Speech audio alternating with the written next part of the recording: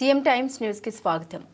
చీమకుర్తి మండలం కూనంనేని వారిపాలెం గ్రామంలో ఈ నెల 14వ తేదీ రాత్రి శ్రీ ప్రసన్నాంజనేయ స్వామి తిరునాళ్ల సందర్భంగా అధికార టీడీపీ ప్రతిపక్ష వైసీపీ పార్టీల ఆధ్వర్యంలో విద్యుత్ ప్రభలు ఏర్పాటు చేయడం జరిగింది. టీడీపీ పార్టీ విద్యుత్ ప్రభపై సంతనూతలపాడు శాసనసభ్యులు బిఎన్ విజయ్ కుమార్ ముఖ్య అతిథిగా విచ్చేసి మాట్లాడారు. వైసీపీ పార్టీ విద్యుత్ ప్రభపైకి జిల్లా పరిషత్ చైర్మన్ బూచపల్లి వెంకయ్యమ్మ, టీడీపీ జిల్లా పార్టీ అధ్యక్షులు దర్శి శాసనసభ్యులు బూచపల్లి శివప్రసాద్ రెడ్డి విచ్చేసి మాట్లాడారు. టీడీపీ ప్రభపై టీడీపీ నాయకులు ఎడ్లపల్లి రాంబ్రహ్మం, గొల్లపూడి సుబ్బారావు, పుట్ట బ్రహ్మయ్యలు, టీడీపీ కార్యకర్తలు పాల్గొన్నారు. వైసీపీ నుండి మాజీ మంత్రి మేరక నాగార్జున, వైసీపీ అధికార ప్రతినిధి శ్యామల, చుండూరి రవి, ఎంపీపీ ఎద్దనపూడి శ్రీనివాసరావు, పమ్మిడి వెంకటేశ్వర్లు, వేమ శ్రీనివాసరావు తదితరులు ఉన్నారు. చాలా మంచి మెజారిటీతో గెలిచిన విషయం మనందరికీ తెలుసు. ఇంతకుముందు ఏం జరిగింది, ఇప్పుడు ఎలా ఏం జరుగుతుందో మీ అందరికీ తెలుసు. చంద్రబాబు నాయుడు గారు వచ్చిన తర్వాత అభివృద్ధి సంక్షేమ కార్యక్రమాలు ముందుకు వెళ్తున్న విషయం మీ అందరికీ తెలుసు. వచ్చిన 9 నెలల్లోనే అనేక సిమెంట్ రోడ్లు, బీటీ రోడ్లు, అనేక ప్రోగ్రాంలు దగ్గర మన కాన్స్టిట్యూన్సీలో ఒక 30 కోట్ల వర్కులు జరిగిన విషయం మీ అందరికీ తెలియజేస్తున్నాను.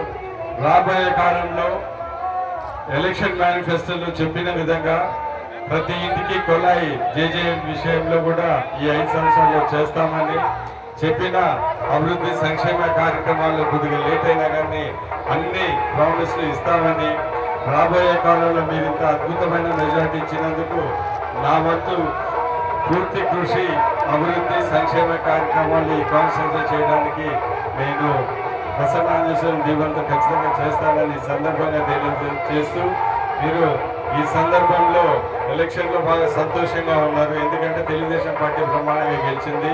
ఈ తిరునాళ్ళలో కూడా మీరు సాంగ్లు డ్యాన్సులు చూడడానికి వచ్చారు కాబట్టి మీరు కూడా ఎంజాయ్ చేసుకోవాలని కోరుకుంటూ ఇక్కడ ఇచ్చేసిన ప్రతి ఒక్కరికి ధన్యవాదాలు. కేవీపాలెం ప్రసన్నాంజనేయ స్వామి తిరునాళ్ళ సందర్భంగా ఈ కార్యక్రమానికి ముఖ్య అతిథిగా వచ్చేసిన పెద్దలు ఒంగోలు ఇన్ఛార్జ్ అయిన చంద్రరావు గారికి, అమ్మగారికి, మన అధికార ప్రతినిధి ఎక్కడ ఏ సమస్య వచ్చినా ప్రజల కోసం, జగన్ కోసం మాట్లాడే మన శ్యామలక్క గారికి, మన నియోజకవర్గం ఇన్ఛార్జ్ అయిన నాగార్జున గారికి, మిగిలిన పెద్దలందరికీ, మన ఎంపీపీకి, డిప్యూటీసీలకి, మన వెంకటేశ్వరికి, ఇక్కడ వచ్చేసిన వైఎస్ఆర్సీపీ కార్యకర్తలందరికీ, జగన్ అభిమానులందరికీ శిరస్సు వంచి నమస్కారం తెలియజేస్తున్నాం.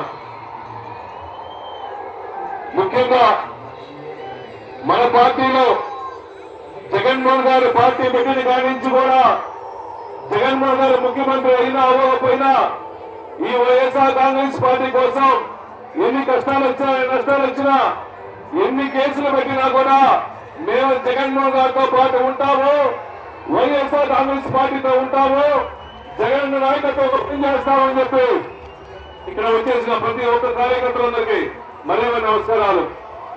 ముఖ్యంగా చంద్రబాబు నాయుడు గారికి, జగన్మోహన్ గారికి 2 తేడాలు చెప్తాను. ఒక్కసారి మాట ఇచ్చి, మాట నెరవేర్చి 100కి హామీలు నెరవేర్చిన ముఖ్యమంత్రి రాష్ట్రంలో జగన్మోహన్ గారు అయితే, ఎలక్షన్ ముందు సూపర్ 6 హామీ ఎన్నో హామీలు ఇచ్చి చంద్రబాబు నాయుడు గారు ఎలక్షన్ అయిన తర్వాత నేను ఈ హామీలు నెరవేర్చాలని చెప్పేసి తూర్పుకి దండపెట్టిన నాయకుడు ఎవరంటే చంద్రబాబు నాయుడు గారు చెప్పే సభావందలు చేస్తున్నా.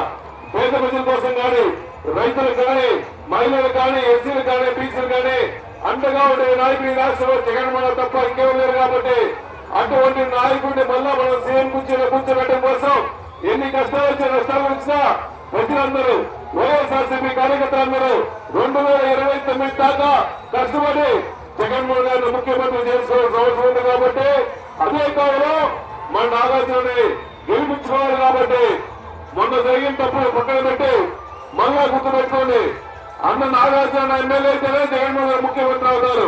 ఆయన నాయకత్వాన్ని బలోపేతం చేయడానికి కృషి అని చెప్పి మనస్ఫూర్తిగా కోరుకుంటూ